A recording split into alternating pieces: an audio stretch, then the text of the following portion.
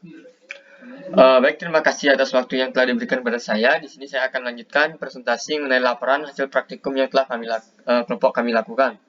Nah, perkenalkan di sini nama saya Komang Semardana, NIM 021. Nah, di sini pada pembahasan kali ini, stoikiometri merupakan bidang dalam ilmu kimia yang menyangkut hubungan kuantitatif antara zat-zat yang terlibat dalam reaksi kimia, baik sebagai preaksi maupun sebagai hasil reaksi. Stoikiometri kimia juga menyangkut perbandingan atom antara unsur-unsur dalam satuan rumus kimia berdasarkan metode variansi kontinu, di mana dalam metode ini dilakukan sederet pengamatan kuantitas moral yang sama. Tapi, masing-masing suhu dan daya serap. Oleh karena itu, kuantitas reaksi perlainan perubahan harga sifat fisika dari sistem ini dapat digunakan untuk meramalkan stoikiometri sistem. Dalam percobaan ini, seharusnya suhu maksimalnya berada pada reaksi yang volumenya 15 ml dengan 15 ml, karena reaksi akan bereaksi secara sempurna. Suhu minimumnya seharusnya terdapat pada reaksi yang volumenya 5 mm dengan 25 mm. Grafik menunjukkan suhu yang terjadi itu mengalami penurunan dan kenaikan. Dalam hasil percobaan suhu tertinggi, terdapat pada reaksi yang volumenya 5 ml NaOH dengan 25 mol HCl. Tetapi suhu terendah tidak pada volume 25 ml NaOH dengan 5 mol HCl.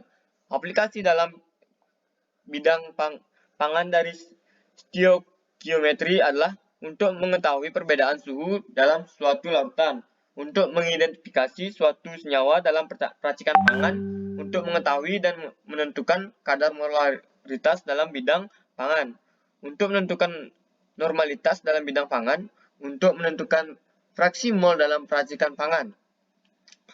Molaritas suatu larutan menyatakan jumlah mol suatu zat per liter larutan. Normalitas diidentifikasikan banyak zat dalam garam ekivalen dalam satuan liter lautan. Mol adalah satuan dasar dalam sistem internasional yang mengukur jumlah zat. Satuan mol didefinisikan sebagai jumlah zat satuan sistem yang mengandung entitas elementar, atom, molekul, ion, dan elektron.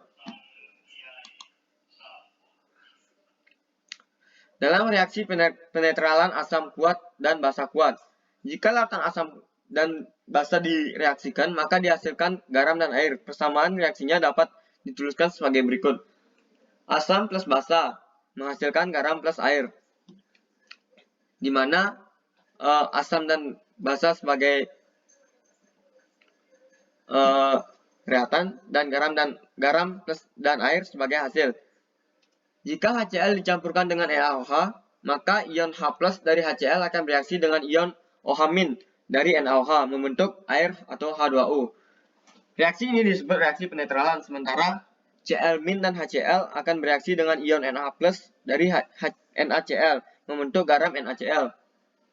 Dengan rumus kimia yang kalian bisa lihat pada slide. Di dalam larutannya, HCl dan NaOH akan terurai menjadi ion-ionnya, sehingga reaksi yang terjadi adalah sebagai berikut. Kalian bisa lihat sendiri. Dan reaksi tersebut dapat disederhanakan menjadi ion bersih, di mana H+ plus OH- sama dengan atau menjadi H2O. Nah, selanjutnya ada larutan CuSO4 ditambah NaOH, di mana larutan CuSO4 plus NaOH menjadi CuOH2 plus Na2SO4 menjadi warna biru dan ada endapan berwarna hijau lumut. Berwarna biru karena larutan CuSO4 sendiri berwarna biru, sedangkan NaOH tidak berwarna, sehingga ketika dicampur akan berwarna biru. Terdapat endapan karena hasil dari reaksi CuOH2 memiliki konstanta kelarutan yang rendah, sehingga akan membentuk endapan yang berupa zat padat. Termometer adalah alat untuk mengukur suhu. Cara penggunaan termometer yaitu keluarkan termometer dari wadahnya pada saat mengukur suhu larutan. Pegang tali yang terletak di atas termometer. Jangan memegang termometernya karena suhu tubuh kita bisa mempengaruhi pengukuran suhu pada larutan. Kemudian Celupkan ujung termometer yang berwarna merah ke dalam larutan yang akan diukur suhunya. Ukur suhu secara cermat sehingga cairan dalam termometer yang berwarna merah berhenti, tidak naik atau tidak turun lagi. Catat suhunya, kemudian bersihkan termometer dengan tisu atau lap dan masukkan termometer ke dalam wadahnya kembali. Nah, sini ada macam-macam termometer, ada berbagai macam, yaitu termometer raksa, termometer Kopler, termometer inframerah, termometer galiotemistor, termometer bimetal mekanik, dan lain-lain. Nah, parameter yang digunakan dalam percobaan ini adalah termometer.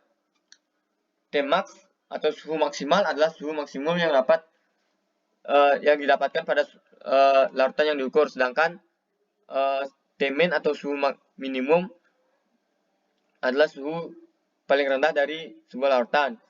Tmax yang didapat dari tabel pertama adalah 1,5 derajat Celcius dan suhu minimumnya adalah minus 0,5 derajat Celcius. Pada tabel yang kedua, suhu maksimumnya didapatkan sebesar 1 derajat Celcius dan suhu minimumnya didapatkan minus 1 derajat Celcius. Pada tabel ketiga, suhu maksimumnya didapatkan sebesar 1,33 derajat Celcius dan suhu minimumnya didapatkan sebesar minus 1,33 derajat Celcius. Nah, kesimpulan pada laporan yang telah kami lakukan, yaitu di mana praktikan dapat membandingkan perbedaan suhu dan molaritas dari suatu campuran lautan. Praktikan dapat mengetahui mana reaksi sistem yang paling tinggi suhunya dan paling rendah suhunya. Suhu yang paling tinggi berarti termasuk reaksi yang kombinasinya sempurna, sedangkan suhu yang terendah adalah kombinasi yang kurang sempurna atau kurang baik. Intinya praktikan dapat mengetahui mana reaksi yang paling sempurna. Baik, itulah presentasi dari kelompok kami mengenai laporan hasil praktikum yang telah kami lakukan. Terima kasih atas waktunya. Jika ada yang mau bertanya, kami buka dengan sesi diskusi. Sekian, terima kasih.